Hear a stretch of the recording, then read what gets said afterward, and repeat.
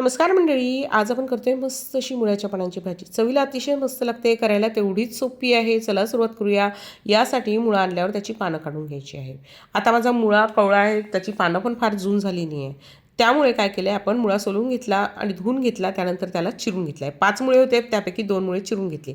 पानं मात्र सगळी घ्यायची. आता माझी पानं कवळी आहे, त्यामुळे दांड्या पण पूर्ण घेतलेल्या आहे आणि पानं पण बारीक चिरून घेतलेली आहे. तर आपली मुळ्याच्या भाजीसाठी पानं तयार आहे. परंतु तुमची जर पानं जून असेल तर त्या भाजीला एक उग्रपणा येतो. त्यामुळे काय करायचं, त्याच्यावर मीठ टाकायचं, थोडा वेळ ठेवायचं आणि त्याचं पाणी काढून टाकायचं. पण पानं इथे छान मस्त आपले कवळे मुळे पण कवळे होते आणि पानं पण छान होती, त्यामुळे मी काही त्याचं पाणी काढलं नाही.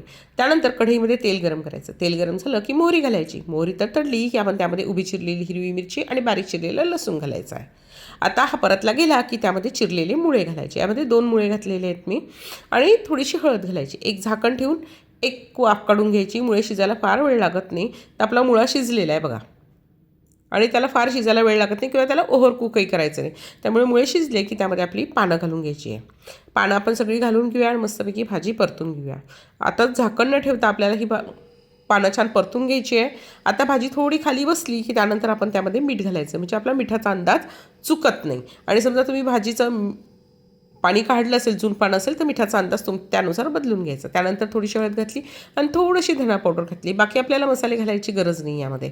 ते आता ह्याला छान परतून घ्यायचं आहे आणि त्यानंतर बघा त्याला पाणी सुटलं आहे. मीठ घातल्यावर आपण छान पाणी सुटतं. तर आपण काय करायचं आहे, तुम्ही अशीही भाजी कोरडी करून खाऊ शकता, पण थोडं बेसन पीठ लावलं की भाजी अजूनच छान लागते. तर अगदी थोडंसं बेसन पीठ लावलं, छान भाजी मिक्स केली आहे. एक वाफ काढून घ्यायची आपण बेसन लावल्यावर.